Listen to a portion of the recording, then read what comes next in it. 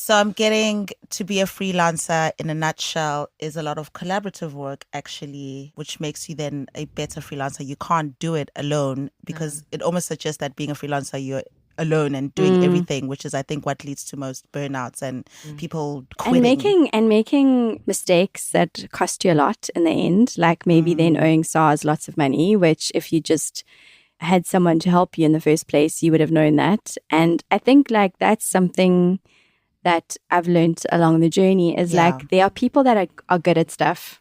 Get them to help you and they don't outsource what you don't know how to do. And, you know, whether that's a tax person or a business coach or, you know, and I think even seeing yourself, what you said earlier, Loretta, I really like that, like seeing yourself as an entrepreneur and almost treating your endeavors, as a business, taking them seriously enough to treat them that way. The way that you think about what you do, that's actually the most important thing. Because if you take yourself seriously, then other people will take you seriously. But you can't expect other people to take you seriously if you don't do the same thing. I think also I'm just so glad that now creatives are not keeping the information to themselves. I feel like when I was coming up, it was a very need to know basis. Who are you? Who do you know? What do you do? Are you good? You know, there was a whole long list of vetting.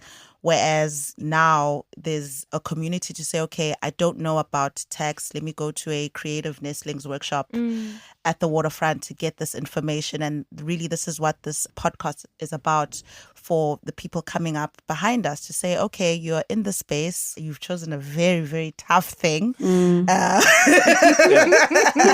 done. You know, but you're not saving lives still. So, but it's kind of like, okay, here's a platform. Lazola went, you know, comedy has been the basis. So what I'm hearing from both of you as creatives is that you have that one talent or gift that you then sort of work from. You like drawing, but it's manifested as an illustrator and you're doing all these amazing, cool things.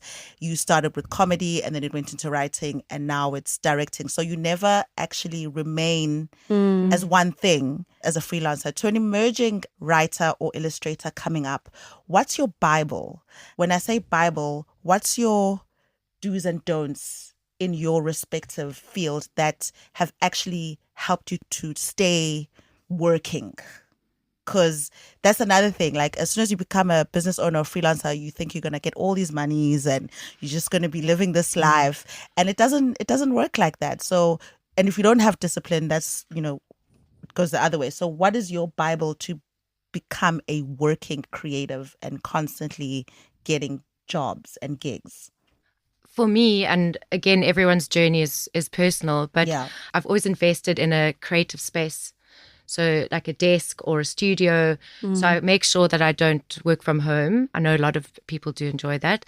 But for me, it's that space outside that becomes the space of creation and then you leave. And anyway, that really worked for me. And that also ensured, you know, a sense of routine. So I'll be there, even if I didn't have work, I'd be there from like morning till evening, certain hours.